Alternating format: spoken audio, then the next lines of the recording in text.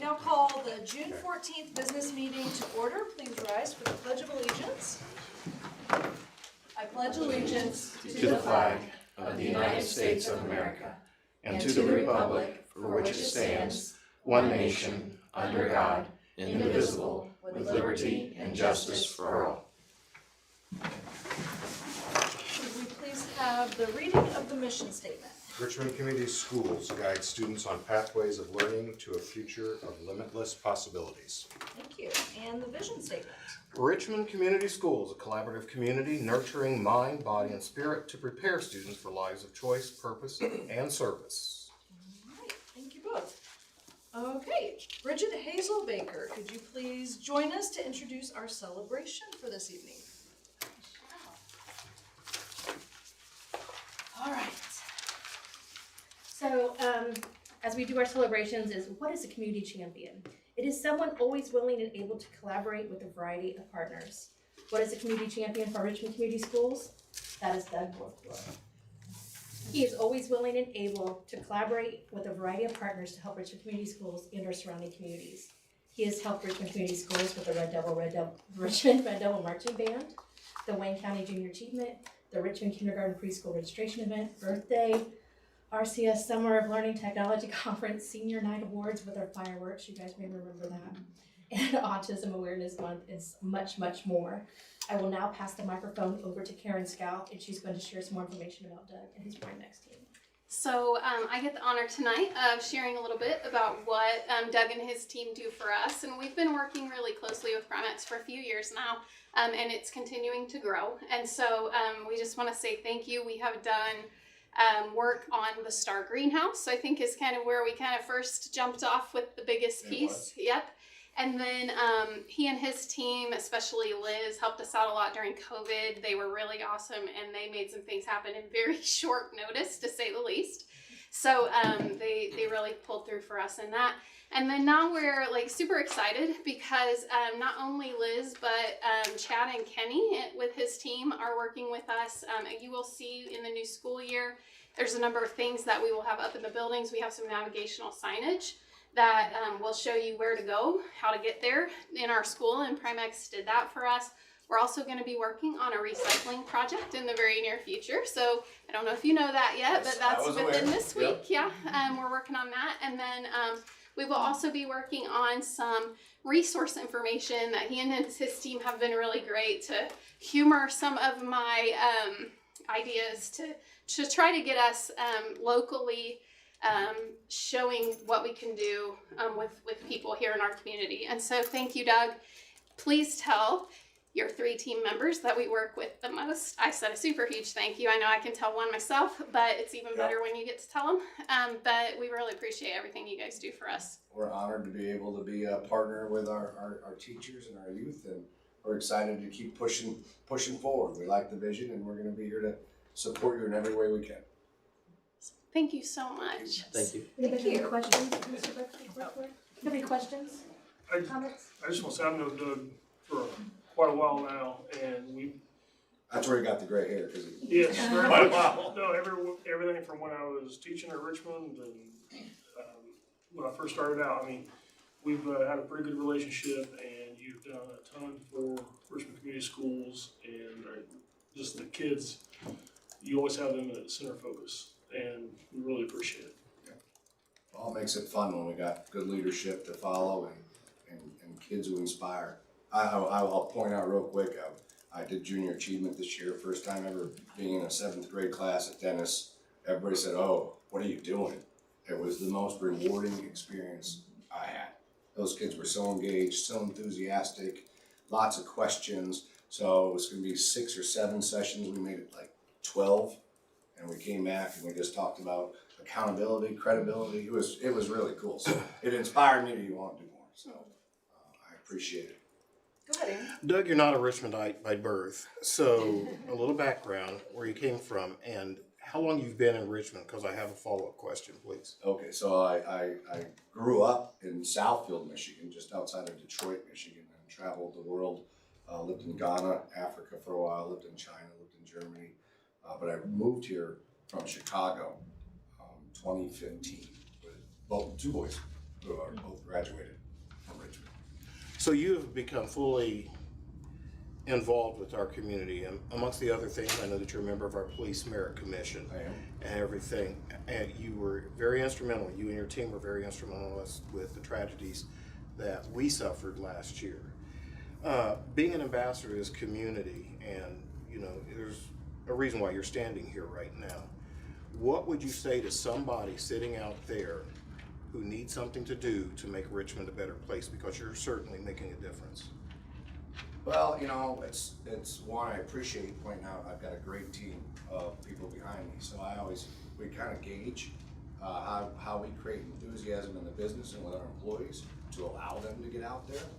And the other thing is, no excuses. You know, it's really easy to drive back to my house and just say, I'm done for the day, I'm gonna sit on the farm and relax, or could I make that extra stop? Could you make that one extra 20 minutes to give somebody the attention? And we talk a lot about work, you know, you don't always know what everybody's going through, right? So the tragedy with the police department. Our intention originally was only to give signs to our first responders, our police officers. The whole community was hurt. So if you take just that one little extra step, and I think that's, and if you can't find it, I like that Nathan Hall, and I saw it in the school, I saw it Hibbert put a thing about people you can reach out to in the community and just say, hey, what can I do, or I need somebody to talk to. That's it. I mean, people wanted to come in my office or talk to any of my employees. I laugh. 2 years ago we had 16 volunteers for a community event, and this year we had 67 employees volunteer. So we don't require it, we encourage it, but they buy into the enthusiasm, right? So that's no different than wanting to help the school district. When I see the energy and the enthusiasm from our leadership, I'm all in, and it's contagious. So it's just taking that extra 20 minutes out of your day, you know. And I think COVID was a good reminder for us, sitting in an office in the suit, that the actual people who solved a lot of issues were my hourly employees on the floor. So I had to get back out with them to figure out how we could get products out to our schools and our community quickly. So it's just taking the time to listen, and then encouraging it and giving them the time to go be successful. Thank you. Thank you very much, we appreciate you. Well, thank you very much, and we're not going anywhere just because you gave us a thanks. I always laugh. There was a movie back in the day where a guy said he tried to tip somebody $1, and he said, no, it's going to be so big it will feel like passing a kidney stone. That's where Primex and myself are dedicated. We're going to continue to push both you as a school board and educators and leaders to be better, and we're going to be better in our community as well. So just thanks isn't really necessary, but I appreciate it. My employees appreciate it, but we're not going anywhere. Can I get Kenny and Liz's last name? Kenny Peterborough. I'd have to send you the spelling on that. And Liz is married, so it's Brown. I can spell that one. Okay. Yeah, you got it. And you know Chad's last name. I do know. I got that one. Thank you very much, though. I appreciate it. Thank you.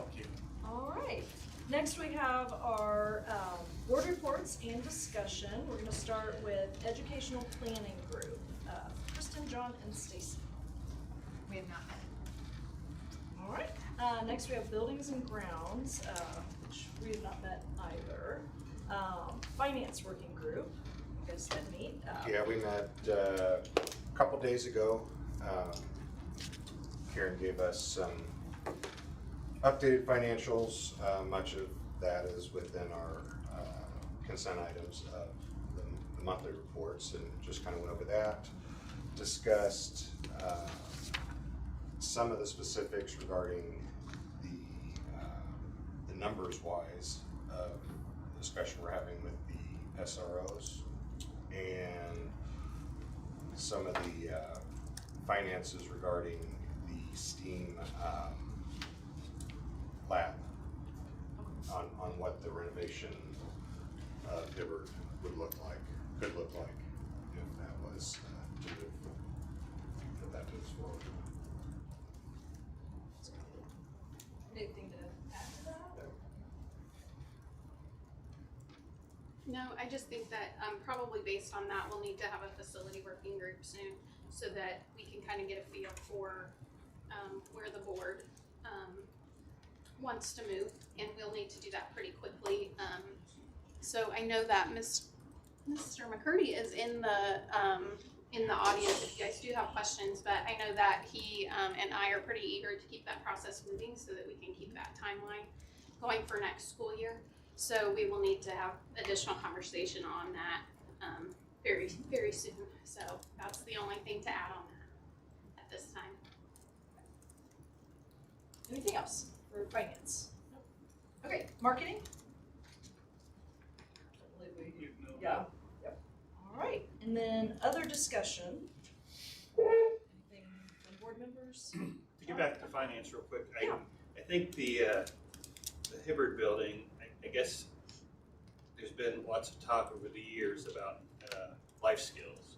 I think that question needs to be answered first, because if that stays in that building, that looks very different than if that comes out of that building and what the renovation's gonna look like. And I truly don't know where we're at. Yeah, so the only thing that we've talked about so far is just the pool area for the lab. We have not talked about any other renovation at the building. So that's the only thing that we've talked about at this point with the STEAM initiative. And I think the lab, I mean, filling the pool and having a grand space is a goal. But you know, if we have 1,000 STEAM students at some point, or let's say if we have 125, let's say 500, you know, where do they go? I mean, that's kind of where, I mean, I think they're kind of separate but together initiatives. And so I just want to make sure as that program grows, we have room for it. And then I also want to make sure we have the maker space, or I don't know what exactly we're calling the grand ballroom. Imagination lab. Okay. Imagination. So, but I think I'd like to have both those pieces somewhat in line to know where we're going.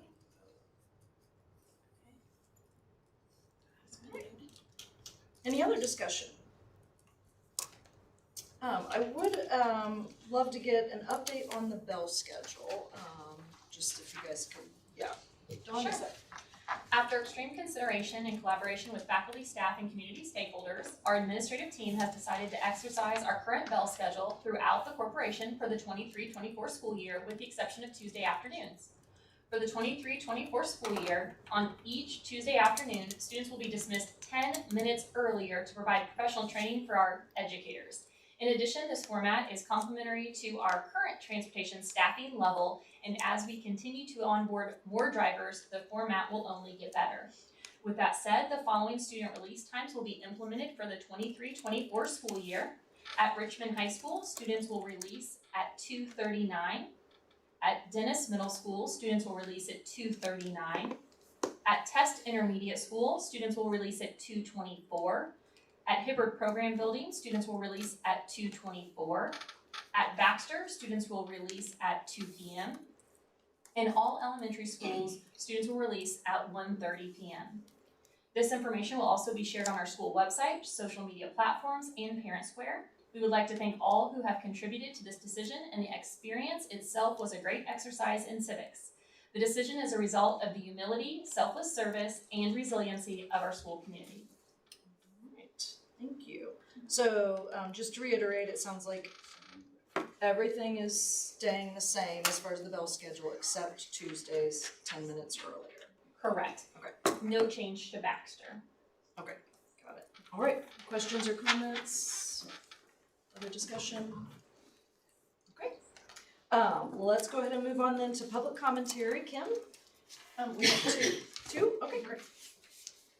So, for those who wish to comment at this evening's board meeting, the maximum time to speak is 5 minutes. Please keep your comments fact-based and within the time permitted. Comments are not to be personally directed or abusive. Comments recognizing the work of staff and students are always welcome. However, critical remarks concerning specific school personnel or students are to be made through the complaint process available in Policy 8130.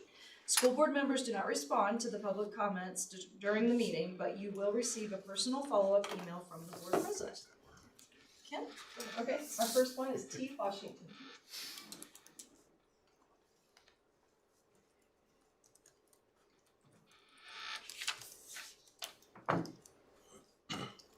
touch this or anything or something? You Donna? can. Okay, I didn't wanna mess with this. Okay, hi. I'm T. Washington, one of the teachers here at Richmond Community Schools. I'm actually here on behalf of the Richmond Education Association Racial Equity Coalition, which I founded back in 2020. And if you did not know, we are a group of educators, community members, and concerned stakeholders who are working to support and further the school board's goal of promoting diversity, equity, and inclusion in our schools. Members of our coalition has actually spoke with majority of the school board members. We're still waiting to meet with just one or two, I believe, at this point. But we so far have had great conversations, and it seems like majority of the board is supportive of the creation of an equity policy. I'm here again tonight to ask the school board to please prioritize creating and passing a diversity, equity, and inclusion policy because we want to obviously serve our students and staff in a better way. And it matters to me personally because I am one of the few educators of color in this district. And recently, due to retirements and folks leaving, I can probably now count on one hand how many educators of color we have in our district. And that to me is very concerning because our faculty simply need to reflect our student population. And that is not the case, it hasn't been for a very long time. That is why I felt the need to create the coalition because of the fact that I was not the only one who felt that this was a concern. It's just that we really need to do a better job for our students and our staff in terms of diversity and equity. So I don't know if other coalitions have come before you to speak regarding this, but just know that we will continue to come to these meetings and we will continue to advocate so that we hopefully will have equity policy at some point and that it is passed not just through a coalition, but through a collaboration with the school board here. So I just appreciate your time for listening and yeah, just hope to, continue this work. Thank you so much. Thank you. Kim? Emily Christian.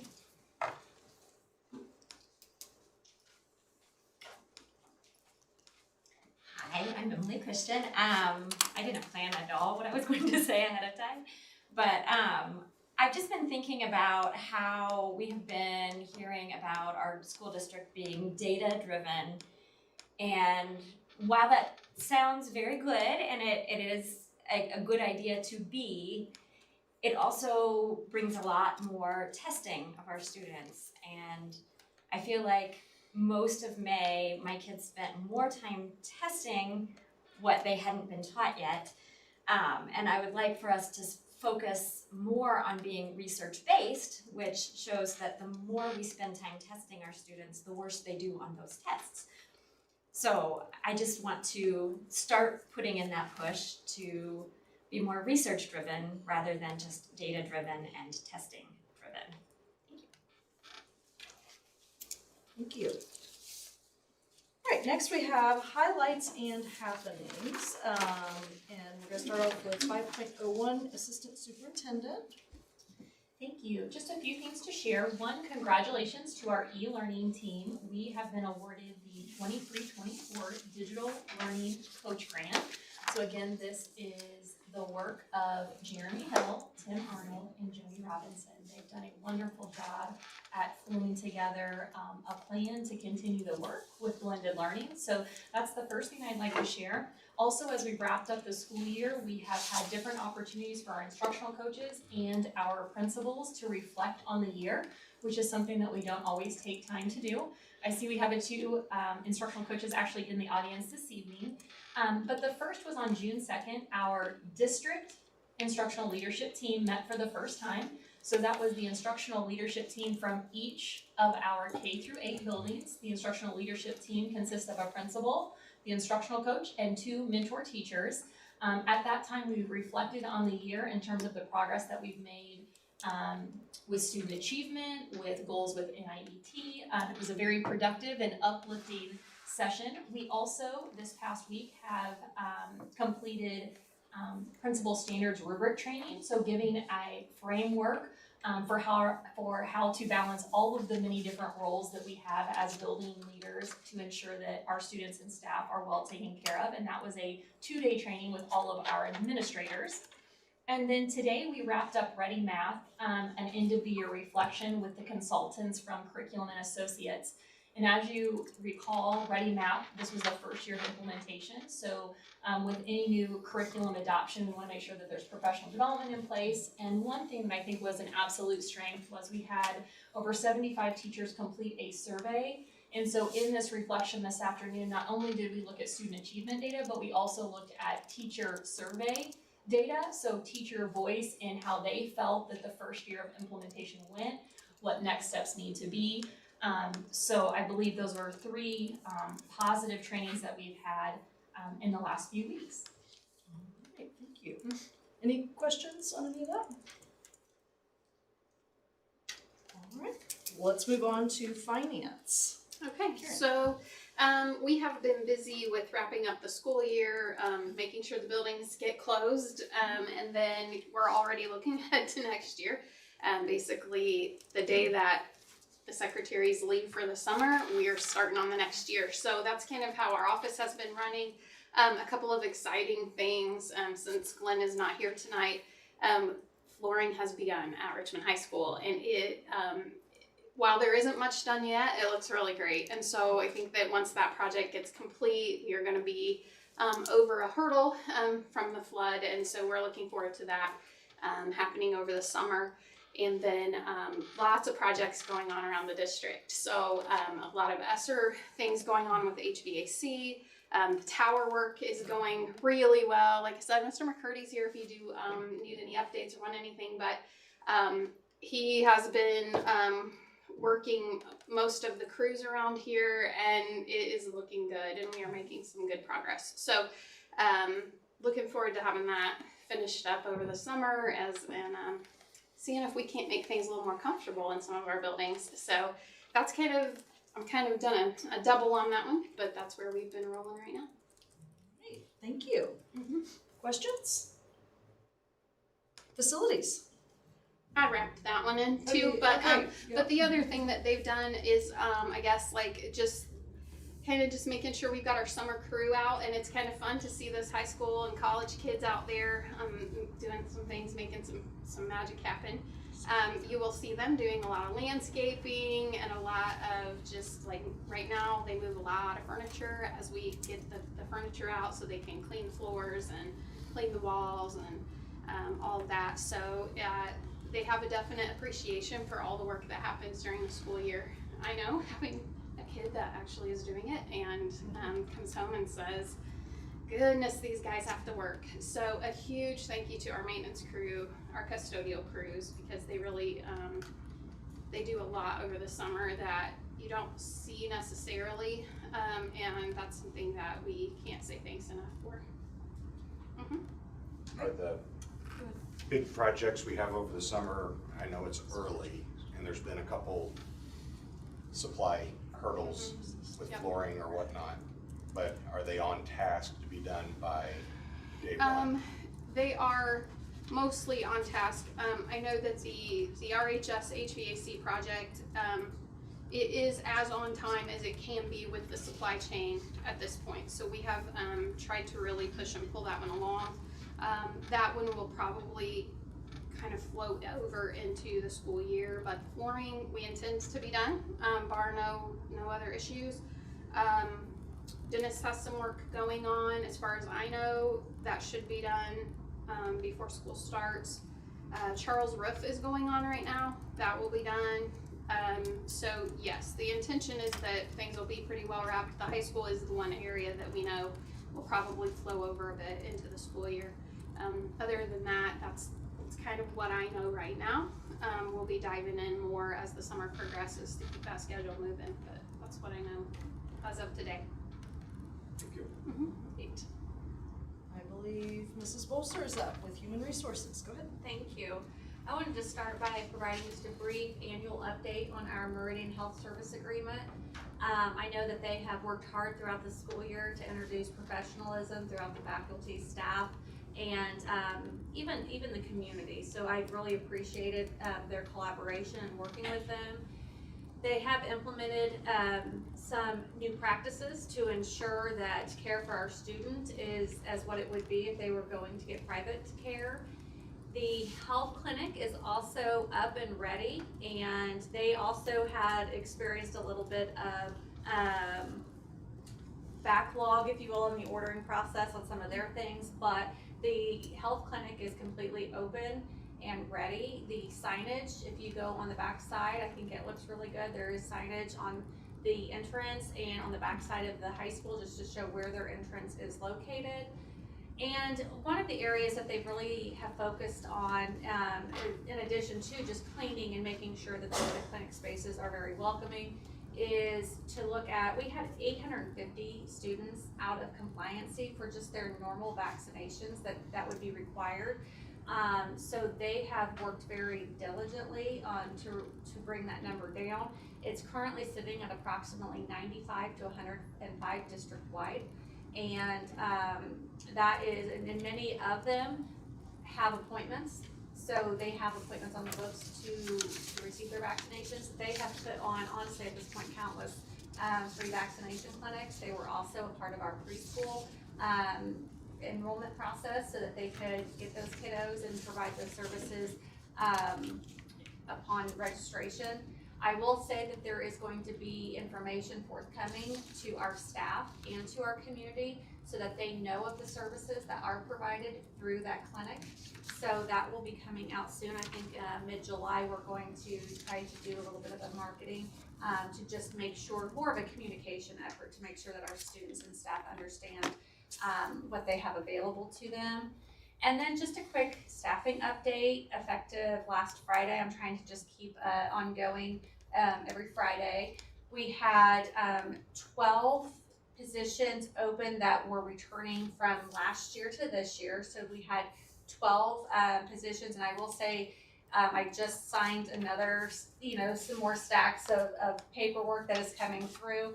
Then we also had some newly created positions, such as we had 2 STEAM positions at the elementary level. Those were posted, and then some applied skills positions. So of those positions, we had, I think there's 5 of those. And then we also have to repost every year any adjunct positions that we're utilizing. And those have been reposted, and so there's 4 of those. And so we're posting those to try to get certified staff, and we have utilized most of those, I would say, as much as we can in the just additional outside of the core area as much as possible. I will say there has been 1 or 2 within the core area, especially at the elementary, or I think 1 was at the middle school level, but those have been reposted to try to encourage certificated staff to apply. Thank you. Thank you. All right, communications coordinator, Can I Bridget. ask a quick question? Oh, I'm sorry, yes. Have you seen an impact, I guess, of the supplemental payments that we approved, I guess, in May, and as far as like retention or new hires or? Right now, we're sitting at a retention rate of approximately 96%. So I would say this is about the time last year I began onboarding, and about that point, I think we had about 75%. So. Thank you. Any other questions? All right, now Bridget. I'll try to be short and sweet. So just one of the exciting projects that I am currently working on is an initiative to increase student attendance. Mr. Baker and I are working on this loop to see if we can incorporate the 4 other Wayne County school districts to try to talk about increasing student attendance. So have spoken with Porter Advertising to look at some billboards, some radio pieces, maybe sharing the same artwork also in our back to school newsletters as a district, just again to help increase student attendance and hopefully student achievement. So that is something I'm working on. Thank you for the updates. All right, so moving on to consent items. I come before you tonight to ask for approval of the consent items 6.01 through 6.05, including the addendum as presented. I'll make a motion that we approve items 6.01 1 through 6.05 with the addendum at our table. We have a motion, Second. we have a second. Are there questions or comments? Seeing none, all those in favor say aye. Aye. Those opposed, nay. All right, vote passes 7-0. Next, moving into our action items, I ask that Mrs. Scalf join us for, to ask for approval of action items 7.01 through 7.04. Okay, so the first action item before you tonight is donations, and you will see that it is time for Proudly Presenting. So this is the sponsorship program that Civic Hall has that helps make the shows happen during the year. We'd like to thank all of the sponsors so far that have provided generous donations to keep this program and the good that it does our community. We also received a number of scholarship donations. You can see our career education scholarships as well as academic excellence scholarships. We can see a number of Summer of E-Learning, or it's kind of changed names a couple of times, but it's the Summer of Learning Expo that is happening tomorrow on site. So we've received some donations for that as well, and the band is starting to get donations. They are already out practicing, and so they are ramping up for State Fair and have lost no time getting started. So tonight I ask for your approval of $28,564 in donations. So moved. Second. All right. We have a motion by Mr. Zaleski and a second by Mr. Stevens. Are there any questions or comments? Just, as always, we're just overwhelmed by the generosity of our community and the effort and dollars that they put back into the community school system is amazing. All right. Thank you. All those in favor say aye. Aye. Those opposed, nay. Vote passes 7-0. All right, moving on to the action item 7.02. We have change orders on the RHS Mechanical Modernization Project. It is change order number 17 with Carroll Electric, and that amount is in your packet as well as posted to board docs. So it is my recommendation tonight that we pass change order 17 on the RHS Mechanical Modernization Project. Okay. We have a motion. I'll motion that we approve 7.02. Okay, we have a motion. Do we have a second? Second. All right, so motion by Mr. Walton, a second by Mrs. Walton. Any questions or comments? What is this was this an anticipated change order, or what exactly is this? Okay, give me just a second to pull it up. It is not anticipated, it is one that is needed.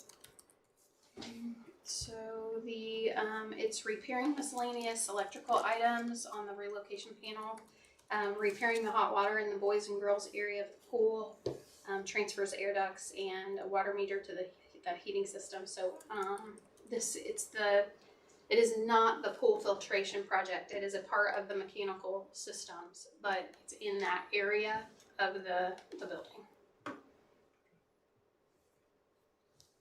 Any further questions or comments? All right, with the motion and a second on the table, all those in favor say aye. Aye. Those opposed, nay. Vote passes 7-0. All right, moving on to action item 7.03. One moment, and I am going to pull that up.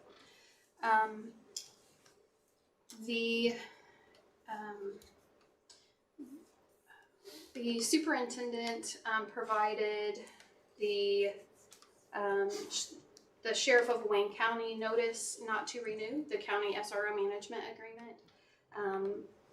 Tonight before you is a motion not to renew the agreement with the county sheriff. The superintendent has moved that this board not renew the SRO management agreement entered into by Richmond Community Schools and the Wayne County Sheriff, originally dated effective August 1st, 2019 and annually renewed thereafter through July 1 of 2023. And that the notice of intent not to renew the SRO management agreement heretofore delivered by the RCS superintendent to the Wayne County Sheriff be in all things hereby ratified. So tonight, this action item is before you and recommended by the superintendent. All right, do we have a motion?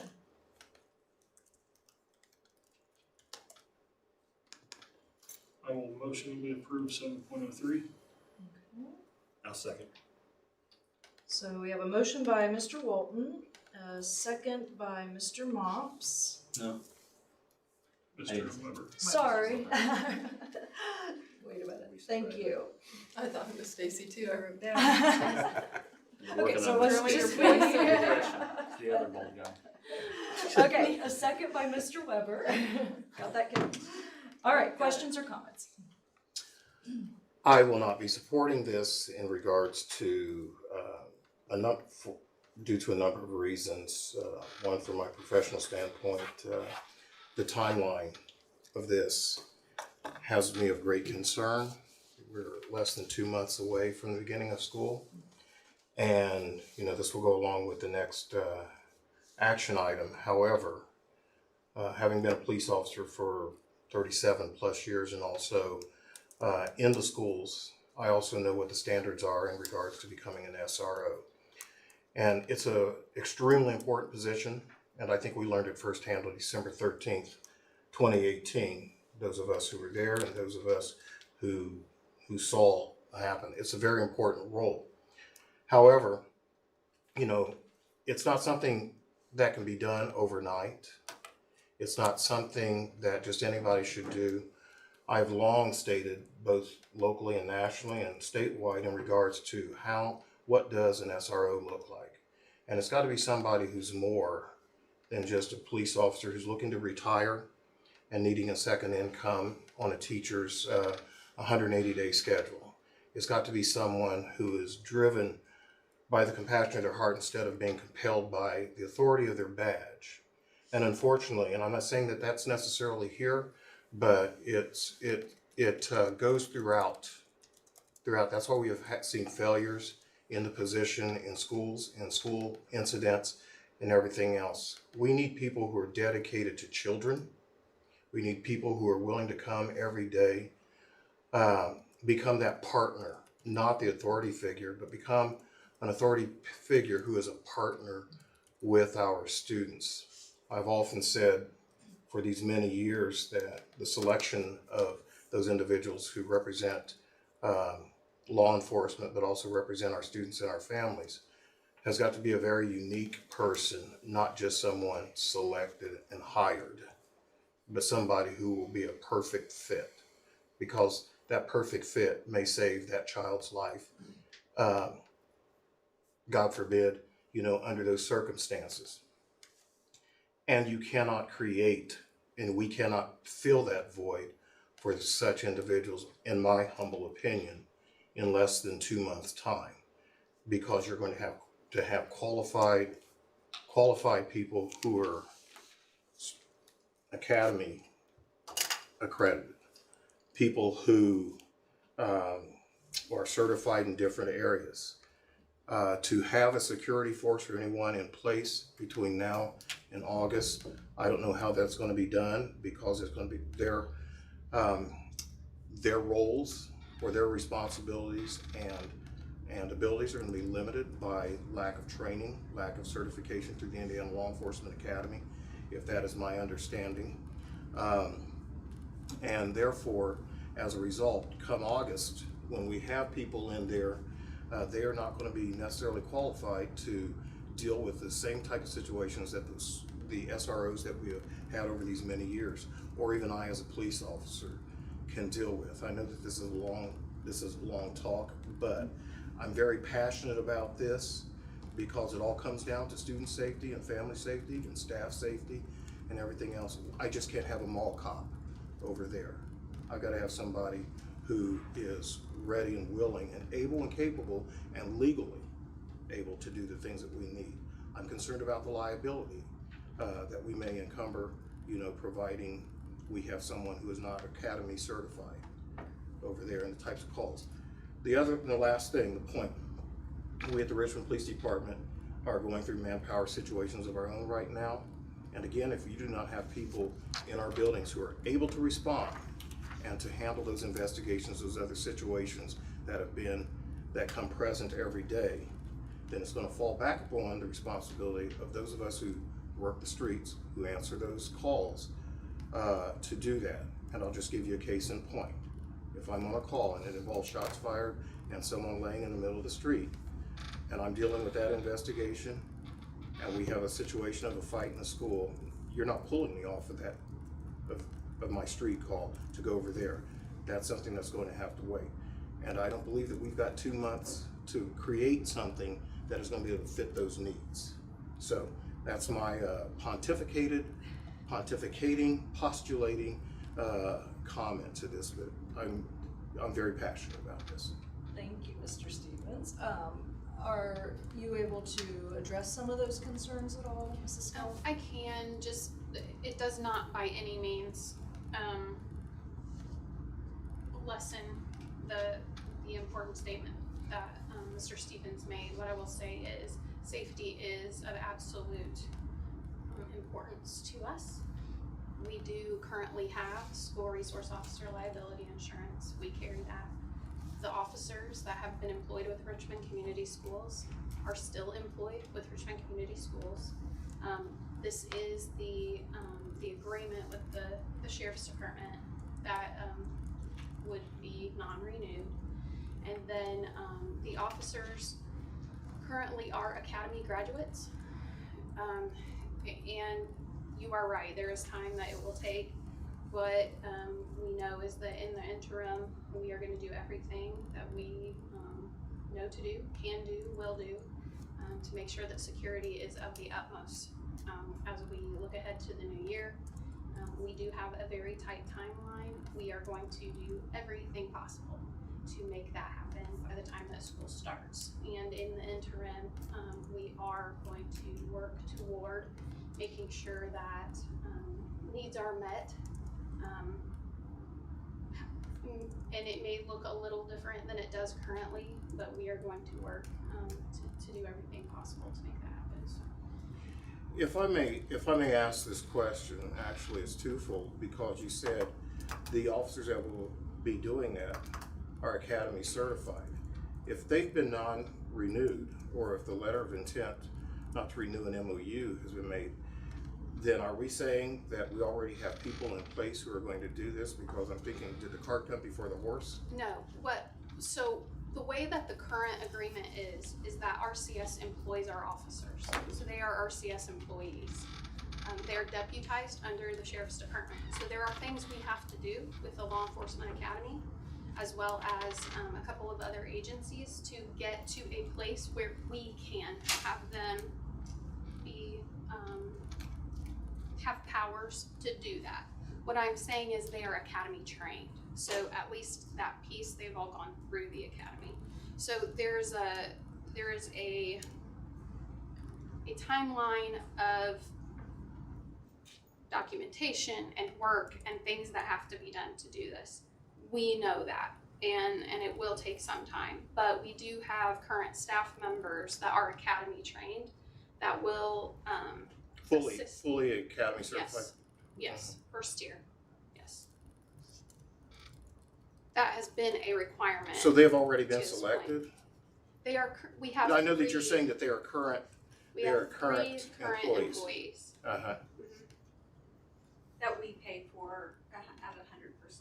Yes, yes. So who's gonna be the governing body, if this passes? So the next step in the next agenda item is a resolution Right. to establish a department. You, as Richmond Community Schools Board of School Trustees, would be the governing body. Once all of the documentation is sent to the Indiana Law Enforcement Academy, there's a process that has to be done to establish a department that specifies yes. that. Yeah, I mean, you know that. Mm-hmm. So that, I mean, we are not establishing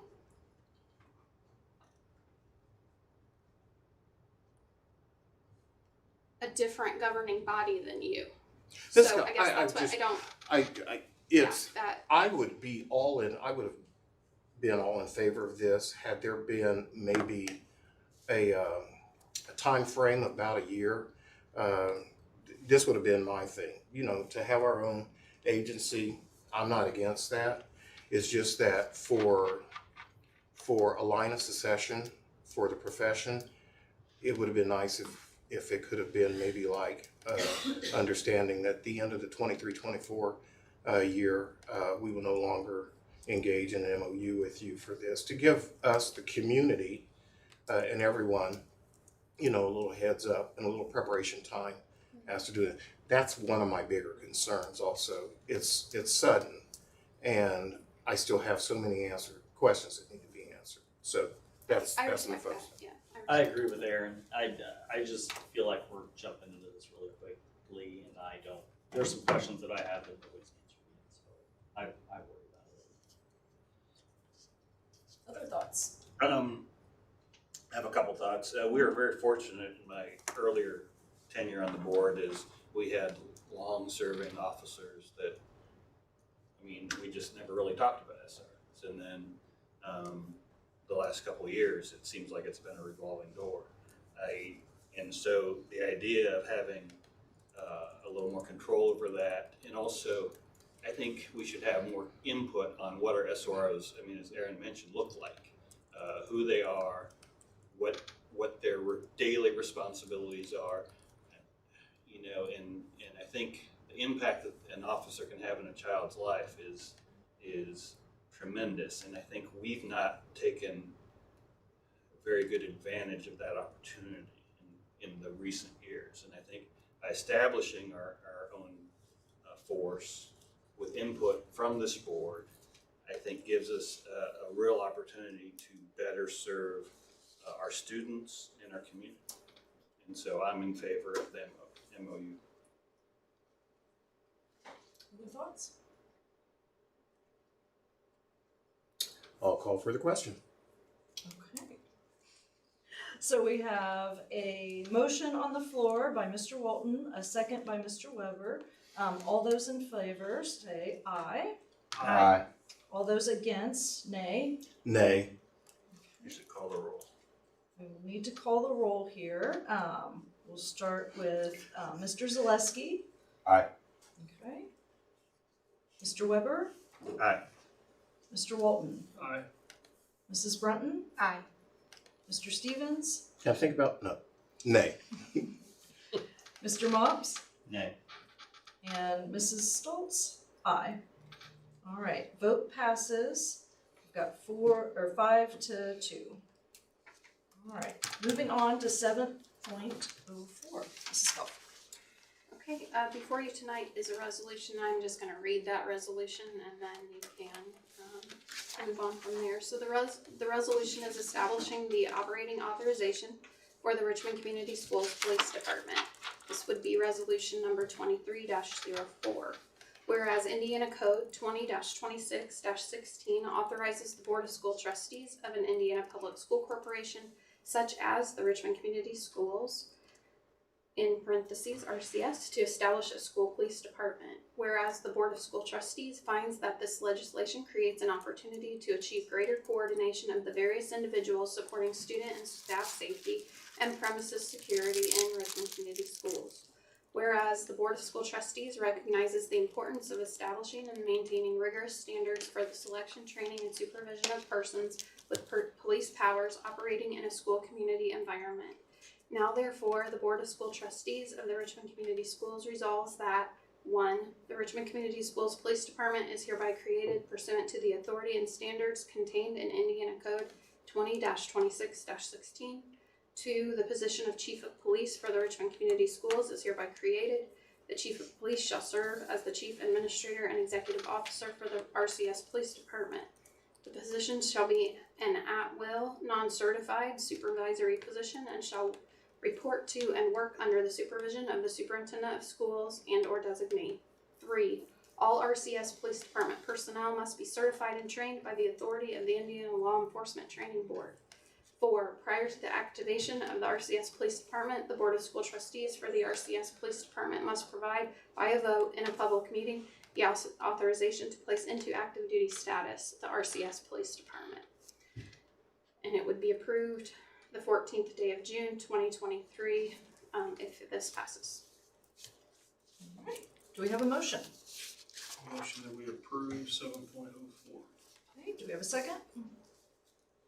Second. Okay. We have a motion by Mr. Walton, a second by Mr. Zaleski. Do we have any questions or comments? I just want to point out how much quicker Karen was at reading through this resolution than Ms. Bolzer was last month. Good job, Karen. Alright, any additional questions or comments?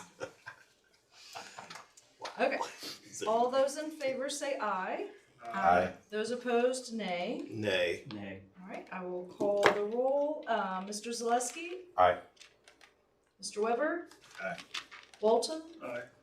Mrs. Brunton? Aye. Mr. Stevens? Nay. Mr. Mops? Nay. And Mrs. Stoltz? Aye. Vote passes 5-2. And for item 7.05, I now ask that Mr. Brent Baker join us to ask for approval of this action item. Alrighty.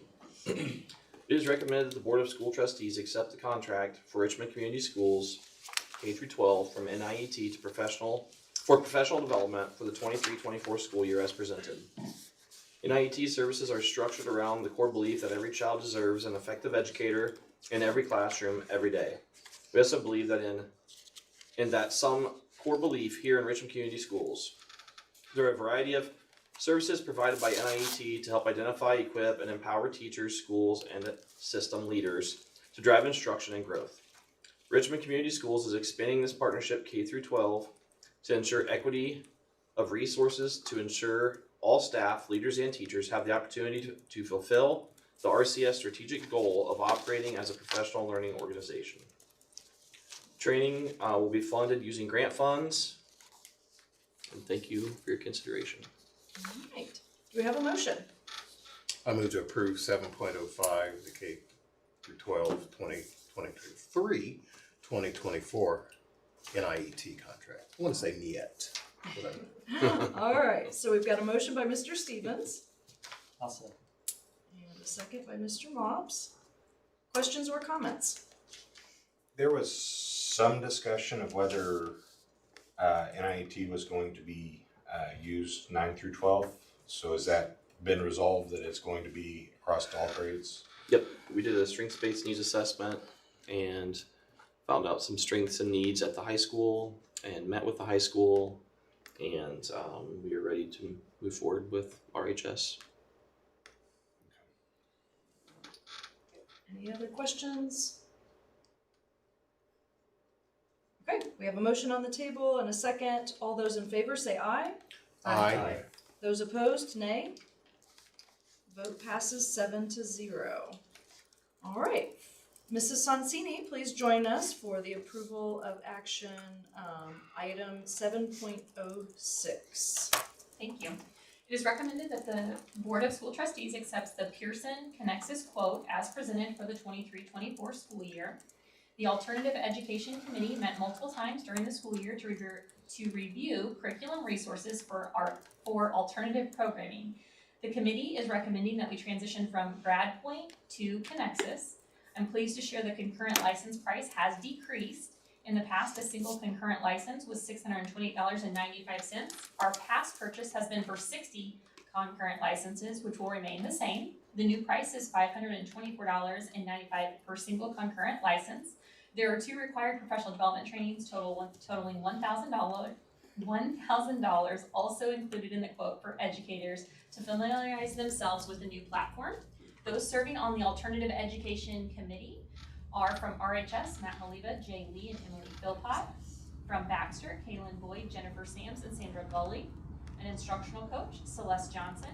Principals Sheila Hobbs, and Josh Amix, and Director Brent Baker. I will note that GradPoint is the term they use, sunsetting or dissolving, and so there is no option to continue with GradPoint. This is what is primarily used by RGA and also Baxter students, but there is no option to continue with GradPoint. The new improved option is Connexus. All right, we have a motion. I move we approve action item 7.06. Okay, motion by Mrs. Bratton, Second. second by Mr. Stevens. Any questions or comments? Seeing none, all those in favor say aye. Aye. Those opposed, nay. Vote passes 7-0. Okay, Mrs. Bolser, will you please join us to ask for approval of action items 7.07 as well as 7.08? Thank you. The first is an athletic department recommendation in an effort to address the increased needs of our student athletes, athletic programs, schools, and community. We are recommending the restructuring of the athletic department. This recommendation places more resources that directly impact the academic needs of students while also bridging a gap between elementary student athletes to the secondary level. The objective is to implement an overall successful and sustainable feeder program and a comprehensive competitive athletic department as a whole. The overall net financial position of this recommendation yields a net savings to the corporation and the education fund of approximately $50,000 by decreasing the athletic department by over $115,000 and increasing the direct academic portion of an estimated $65,000. Athletic Director Mr. Bolser is here to answer any further questions should there be any. All right, thank you. Do we have a motion? So moved. Okay. Do we have a second? I'll second. Mr. Mops, okay. Motion by Mr. Zaleski, a second by Mr. Mops. Questions or comments? I have several, yes. Go ahead. Well, I was just gonna have, just kind of give us, because this is something new, can you just kind of lay it out? This new position with the pool. And just kind of give us a So when quick version. So when I looked at everything, when Ben, myself, well, let's preface that. When Luke decided to take the athletic director's position down at Edinburgh, we knew that there was going to have to be some structural changes and trying to come up with a way that was going to affect all students, not just the athletes at the high school, but we've kind of been tasked to build the feeder programs, to build community relationships, to do some things with connections and partnerships throughout the school corporation and the district. I talked with Ben about the possibility of trying to find a strength and conditioning person. And through those conversations, Ben, what happened to be a health and exercise science person, we communicated about that. And he had worked at Purdue University in the strength and conditioning program there. And so we felt like that kind of made some business sense to merge those positions, and Ben and I could work the athletic details out. But one of the things that was a major, we've made connections with the YMCA and creating community partnerships for the feeder programs, and in the fall, we're going to kind of roll out the site-based programs that they're going to do and registration through our elementary schools, so that feeder programs will be based back at the buildings, and we will kind of create those issues. But as you look at our community, there's other than Earlham College, there's no swimming, there's no aquatic center at all, other than the municipal. And so throughout the year, kids have no opportunity to learn how to swim. We are drastically our numbers at the high school level are dwindling. They no longer have an aquatic program at the high school PE. For years, elementary and middle school kids would be bused over to Hibbert and use that center, and obviously that pool is under construction and no longer available. So the position itself was not intended to be administrative. It was more to provide, number one, a service for all of the elementary kids, to in 6-week waves provide kids with swim safety. Like, one of the biggest things that we have found out is that teenagers are scared to death of water because we have a generation of kids that have they no longer have access to swim safety at a young age. So in order to kind of help bridge that, we felt like it was something that was, number one, educational, and number two, would obviously help the overall health and well-being of kids from K through 12. And I understand that it's kind of a new position and it's different, but I think it's important that we kind of look outside the box and be creative about what the needs are for this district at this moment and what we're trying to do. This is not just, hey, we're trying to get a swim coach and make our swim program good. It historically has been great, but we're not, the kids in this community don't have that. They don't have those opportunities. And so felt like it was something that was beneficial for everybody. I mean, I appreciate the conversations that have been going on. I think we first got wind of this 2 weeks ago, I don't know, roughly with the proposal. I think that the main issue I have is there's a ton on the athletic horizon. A ton. Yep. And I don't know why we have to jump into a new swimming position right now. Personally, I would rather let some of the athletic things work themselves out, and if this was 12 months from now, I'd be in a much better position to say, this fits in our scheme, our plans, our overall things. I mean, historically, I have lots of concerns with us teaching kids swim lessons because of recent past history. And, you know, if it's a male teacher, is there a female involved, to what? I mean, there's just all kinds of administrative things. How much the transportation cost? I think, yes, swim safety is super important. And I think this is a super valid cost, but I just think to spend $55,000 plus benefits, I mean, that's more than we pay teachers. Well, If that's I an can, estimated. I use an estimated based off of the current average of our CS teacher salaries. So that's the estimation that was used, and that was also the amount that the previous assistant utilized. That was a mere estimation. If somebody comes in with 0 years of experience, you know, our current, you know, that's where it would be placed All right, so in a range consistency with. $43,500 to $67,000. It would be consistent with our teachers. I mean, I'm just not comfortable adding another position, and I appreciate cost savings. I mean, I think when we look at the numbers of kids in athletics, I mean, I think we maybe need to sit down at some point and think, what are we spending on athletics? Because the price per kid is going through the roof. And so if you can come and say, here's where we saved $400,000 because we have these projects coming up, I'm all for that. I just think the time is not right. I understand we put a huge investment in the pool. I think but I just have big concerns about, you know, what comes next. Let's have the full plan and where this fits in, and then we can approve it. I guess that's where I'm at.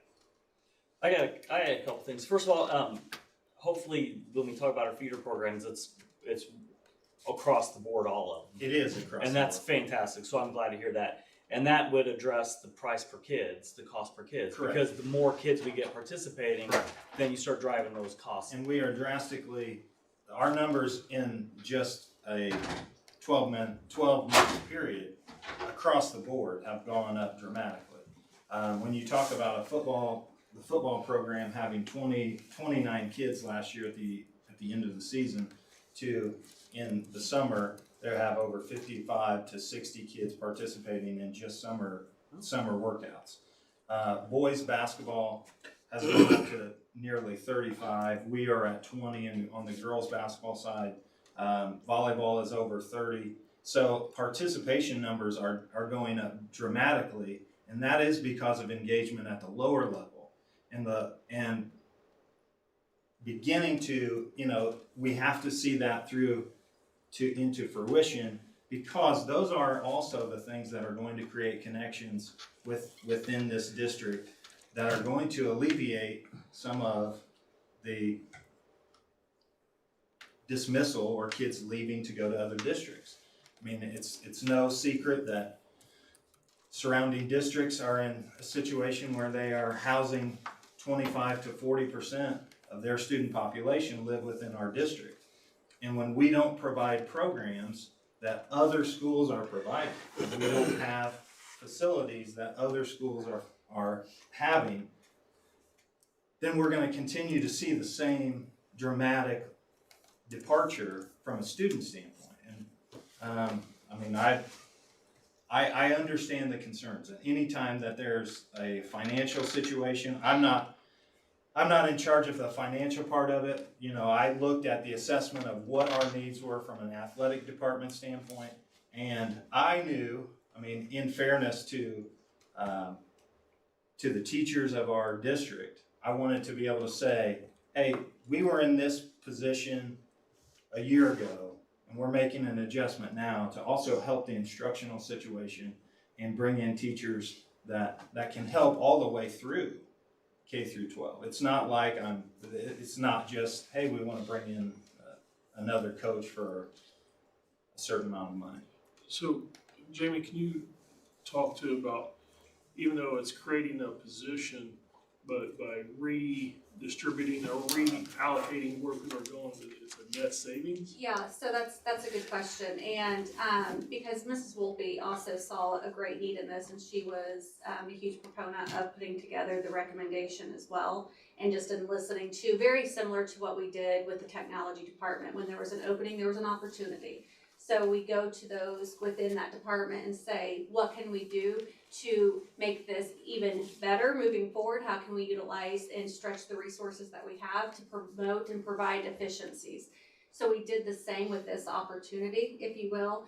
And Mrs. Wolpe and Mrs. Brazel worked hard to be able to realign and reorganize their master schedule in a sense to be able to pull a current PE teacher, and based off of that certification, there was an opening and a need for a certificated staff member within that licensure at one of our other buildings.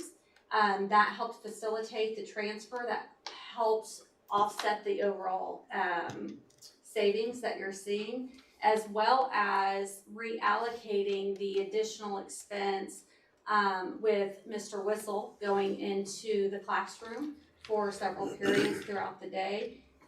That will be reimagined then as well. So part of that salary will be academic component. And then there'll be a summer component to that as well that will help with advanced PE through the summer months. So it was really that facilitation, because that's, you know, when the original recommendation came, it was, let's see if we can do even better. And in going over and talking to Mrs. Wolpe and Mrs. Brazel, they really helped with providing that overall net savings by that reallocation. Yeah.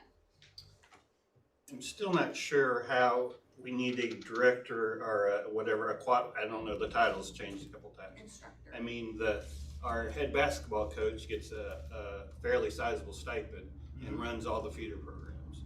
Our football coach does the same. Our girls basketball coach does the same. Why would we not look at the swim coaching staff and say, we want to increase that stipend to an appropriate level with these expectations? I mean, that seems a more fiscally responsible way than creating a brand new position. I think you'll find out that if you do that and we're advancing all of the feeder programs in the collective bargaining situation, because those are all collective bargaining issues.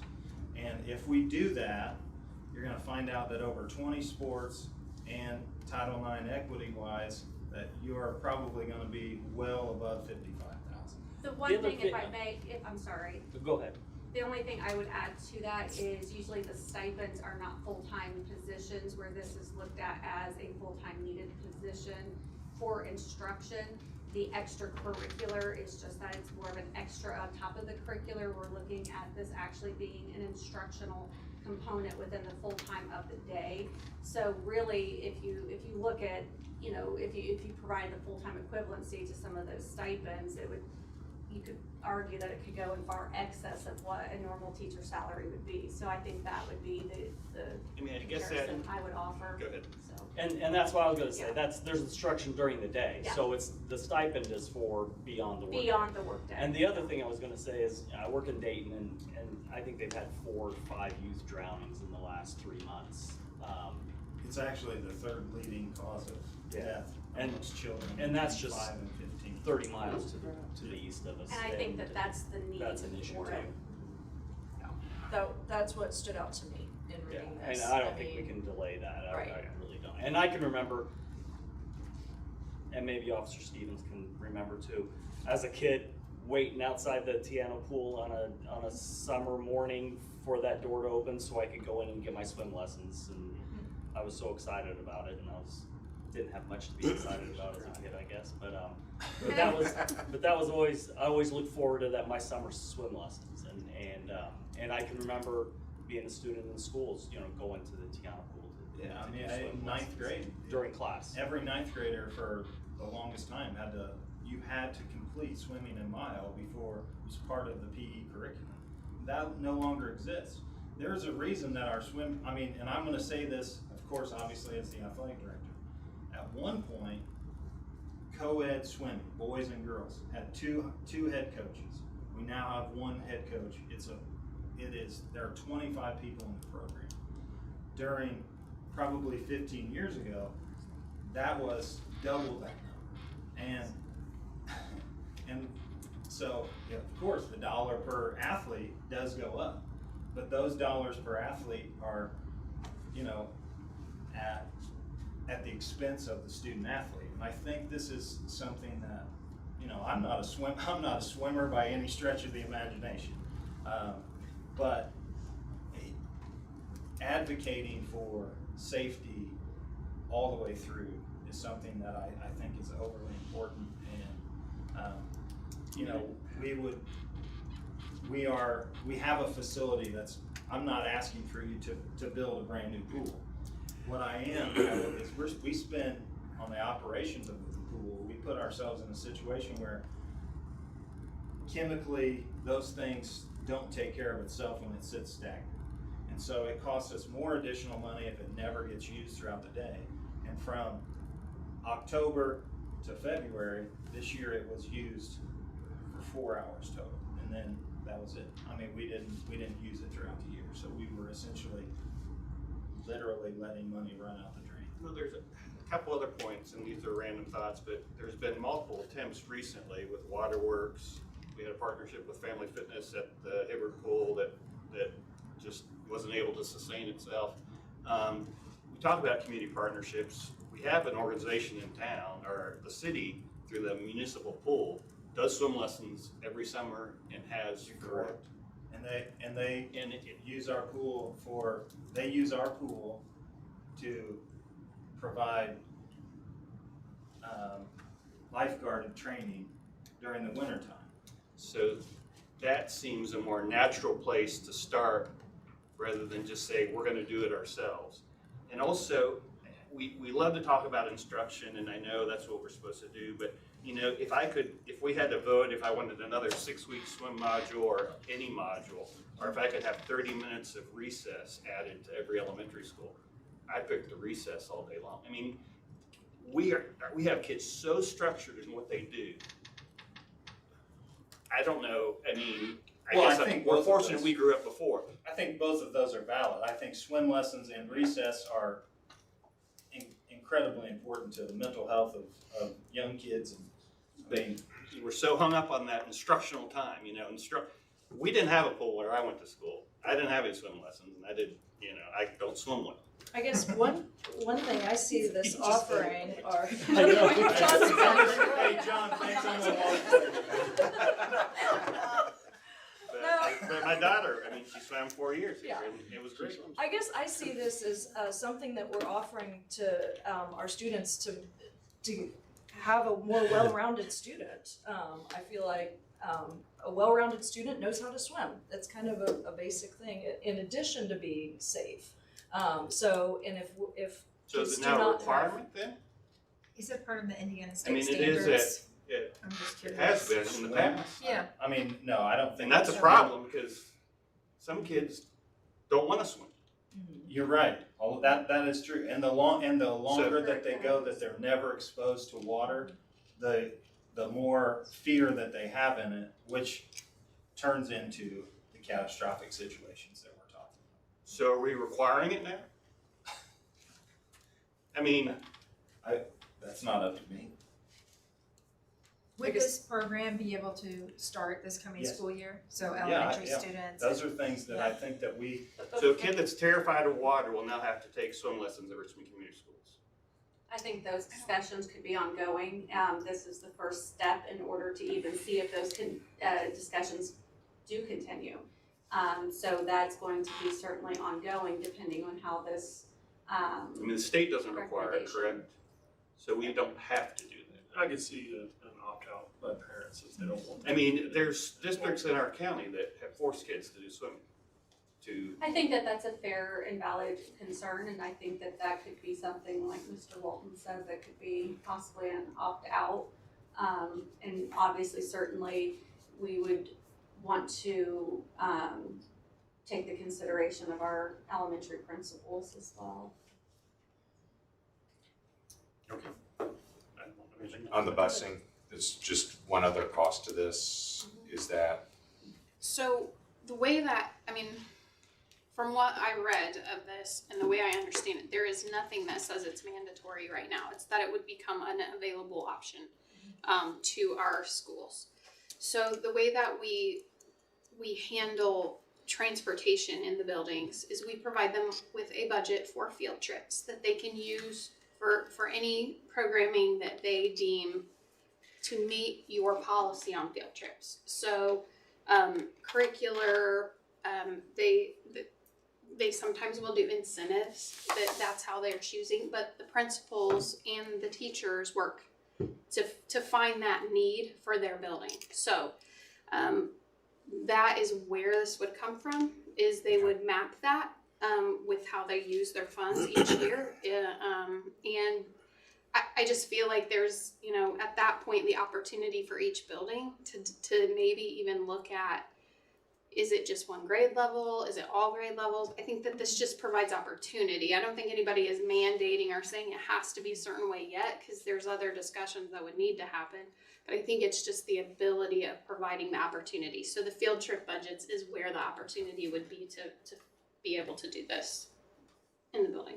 there's also an opportunity through the YMCA that provides younger swim lessons, and their kids are going to, like the Richmond YMCA provides swim lessons in Newcastle because there are no other opportunities in this county. And they obviously do not have a pool. When they close the downtown location, they no longer have a pool.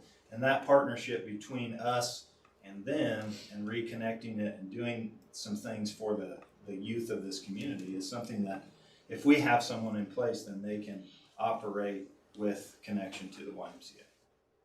And doing preschool or before school, whatever those entail. With this, and this is just, and it's not I don't know how important it is, but going back to John's question about, have more recess, and you mentioned something about incentives, is it a possibility to have the pool available during the day if it's not being used correctly for an incentive for these schools? I mean, to me, that's another, our principals are always looking for incentive for our kids, and I think that's absolutely something I think that's that. a great.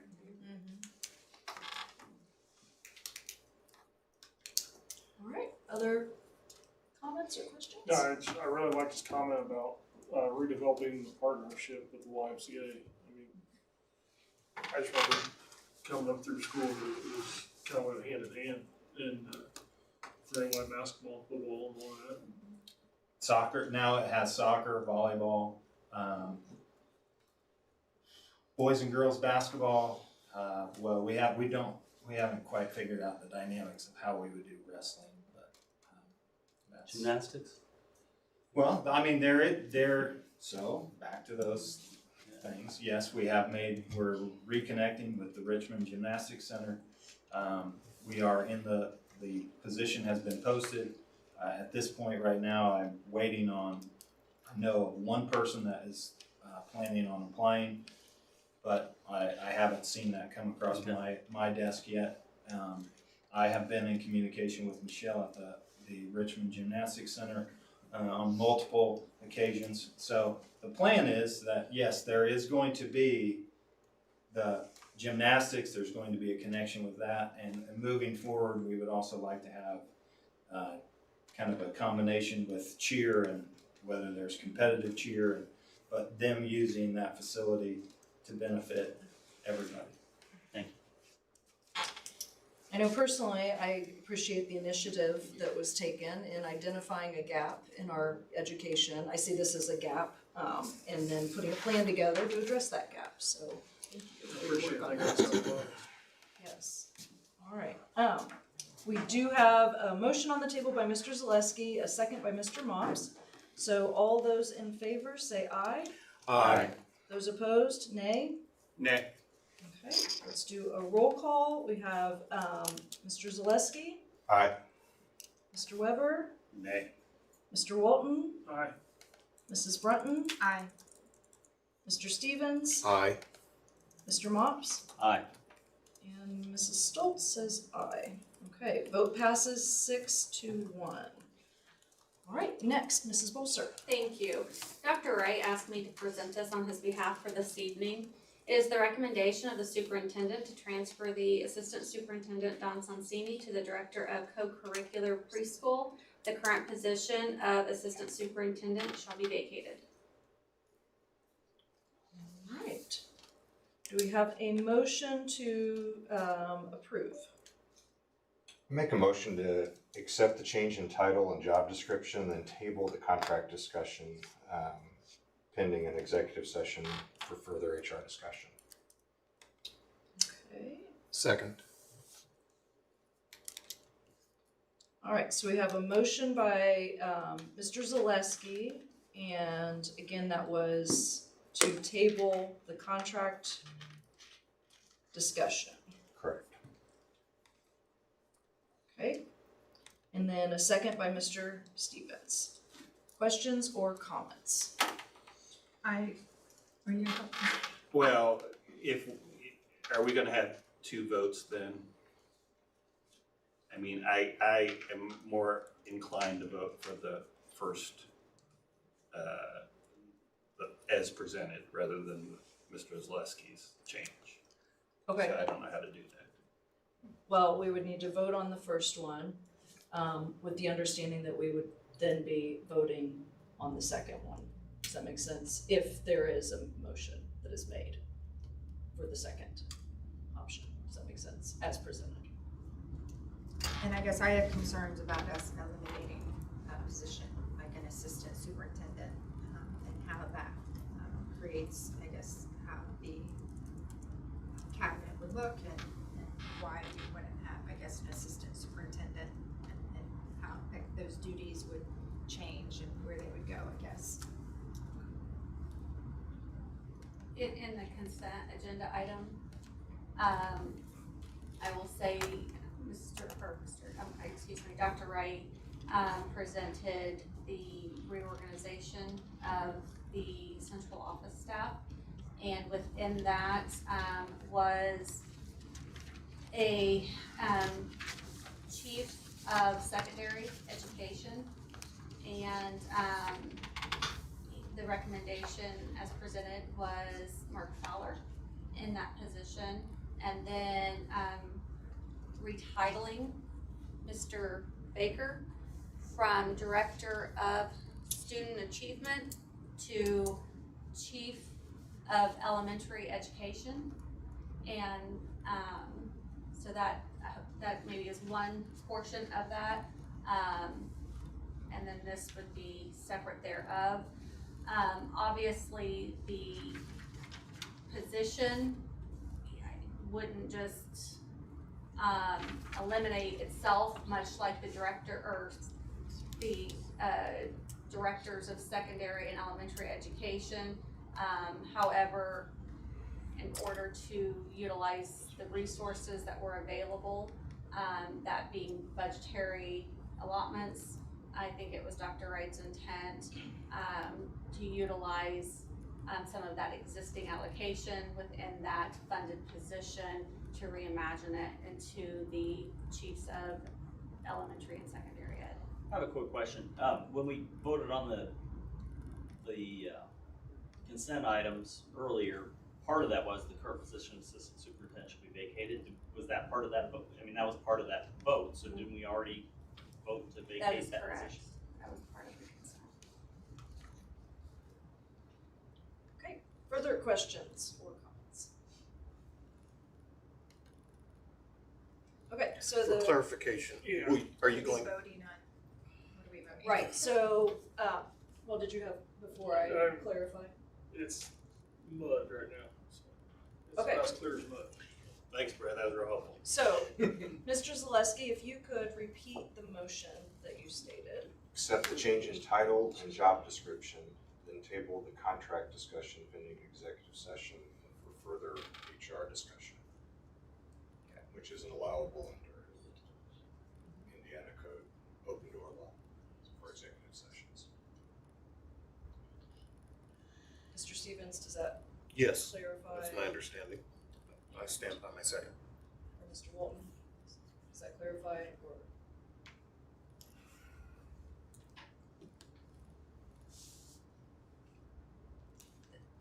Current recommendation, if I could maybe, provide some clarity, as to maybe just the difference is what I'm hearing is to the recommendation to the, motion, is the recommendation includes, a 2-year, period for the director of co-curricular / preschool. The approximate amount for year 1 would be $151,200. The approximate amount or estimated amount ongoing is $120,000. That does include estimates for, because with any grant fund, there does have to be estimates in order to obtain those grants. So that does include benefits estimated. Year 1 would be utilizing current allocation within the ESSER 3 grants. And then year 2 would, additional grants would need to be sought to fund the ongoing expense. And there's currently no grants in place that would be able to fund that. And if there weren't any, then it would come from education or operations fund at that point, more likely. But we have no idea, I mean, it's a mixed bag on whether you get a grant or not. Yes, we would have to see if that would be correct. So, okay, so your motion is saying to accept the current recommendation, however, to table the contract discussion. So which portion of that contract discussion are you wanting to table? The second year. Okay. The second year. So,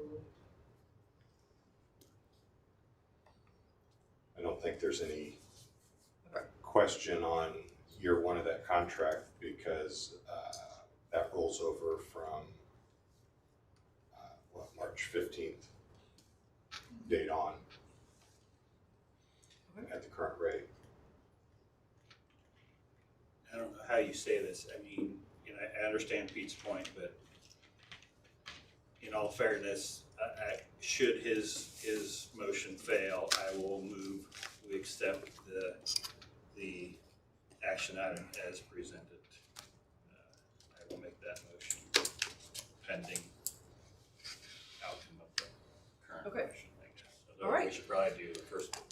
so let's go It should ahead probably be and reversed. vote. If there are no further questions or comments, let's go ahead and vote on the motion on the table that was motioned by Mr. Zaleski and seconded by Mr. Stevens. All those in favor say aye. Aye. Those opposed, nay. Nay. All right, so let's go through. Mr. Zaleski? Aye. Mr. Weber, Nay. Mr. Walton, Nay. Mrs. Brunton, Nay. Mr. Stevens, Aye.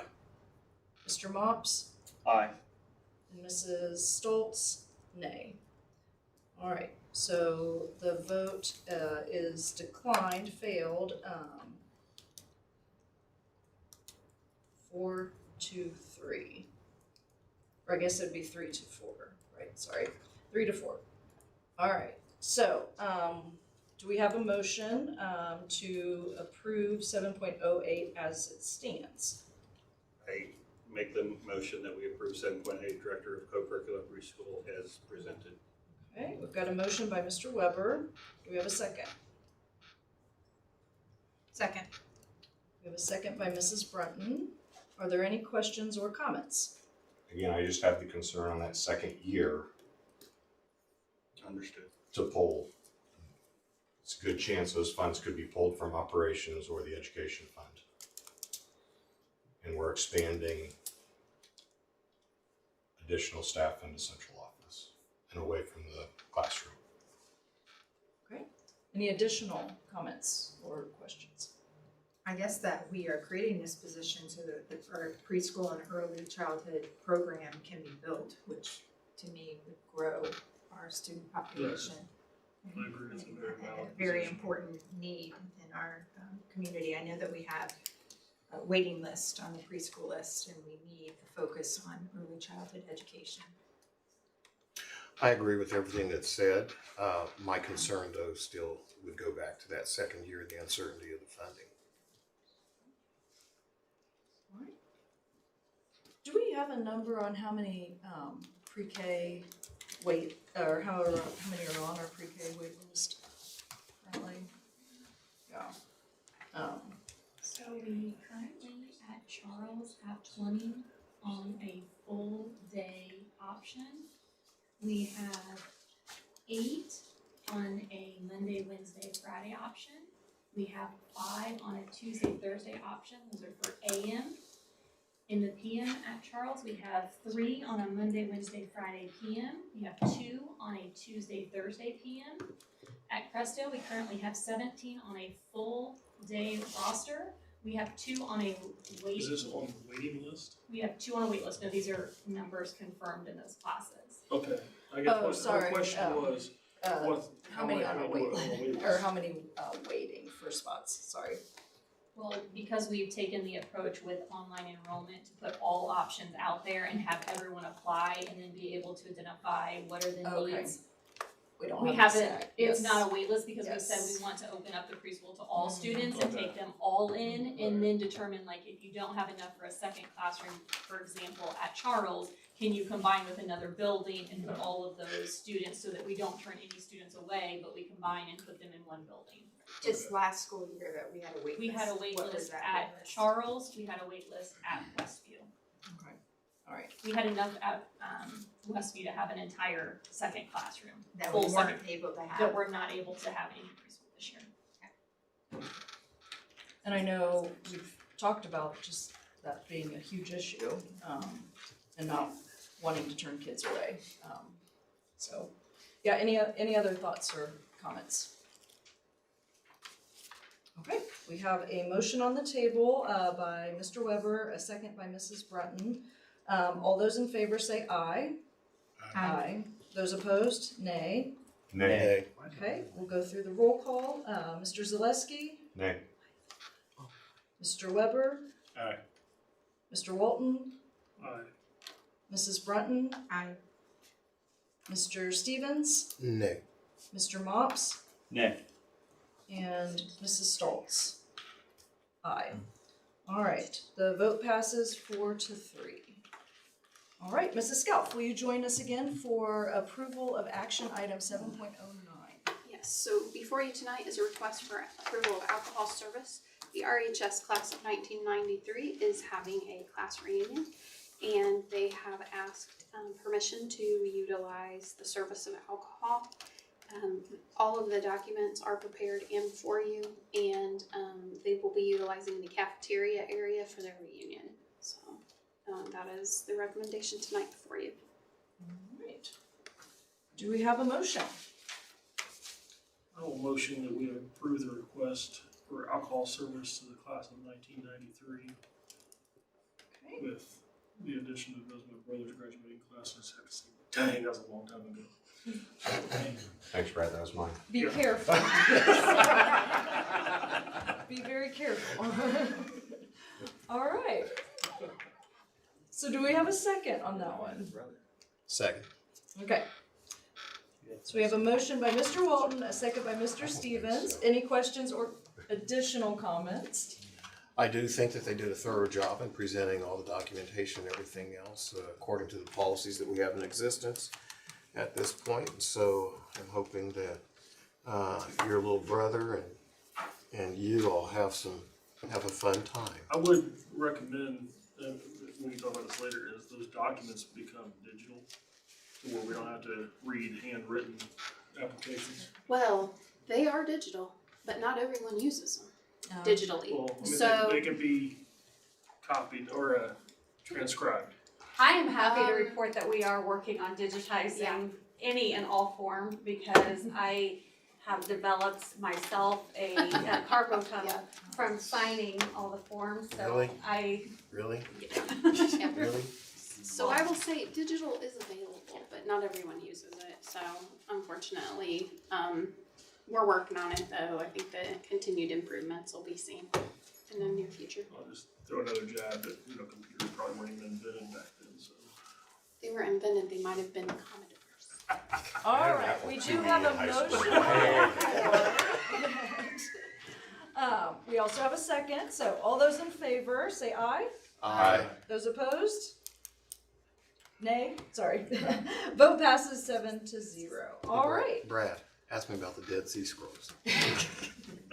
Thank you, Moses. All right, next, preview of upcoming meetings and events. Is that Mrs. Hazel Baker, or do you have anything to preview? Of course I do. Okay. She's also doing the Yeah, bell class ringer. of 92. Yeah, I am offended. Upcoming events, I just want to share the Wayne County 4-H Fair begins this weekend. We have many RCS students that will be participating in those events. So just want to make sure you can stop out at the fairgrounds this weekend and next week to see our students. I have a bell Okay, and then for a bell ringer? Wait, isn't there a digital thing starting tomorrow? It's tomorrow. Tech yes. Ed conference, keynotes at 9 o'clock. Pretty big. Yes, it is. It's The really board big. members Someone, are I thought welcome to somebody attend. spoken about that. Briefly. Yeah. Really briefly. So tomorrow we have what, The 270. longest running tech Yeah. conference in the state of Indiana. Yeah, so Tim Arnold. And they've worked Joseph exceptionally hard on that. Yeah, Robinson. I've gone to it and it's great. Yeah. It's really good. We're collecting door prizes and they have all the swag and stuff over there right now. So that's, if you have time tomorrow, we'll stop by at the Leaders High School. And then bell ringer, I just want to explain, summer school is off to a great start. We have 346 students enrolled at Richmond High School for summer school and 301 students enrolled at Crestdale for summer school. Marching band had their first practice on Monday, so soon we'll start hearing some of that tap, and marching. And then also, another big one is the Richmond High School boys bowling team will be heading to nationals this weekend. So that's at Beaver Creek, Ohio. There are 54 teams from 15 states that will be competing. Seniors Bryce Cloud, Austin Shaw, Bailey Ballinger. Juniors Logan Brewer, Nate Farrell, and Bruce McDaniel. And lastly, sophomore Bryson Ryan. So we want to wish them good luck this weekend. And the Bass Fishing National Championship is coming up. Oh, is it? I have not kept up on that. I should follow them on Instagram. It's coming up. Anything Good else? luck to those participating. All right, any other comments for the good of the cause? Just made a donation. We will now adjourn.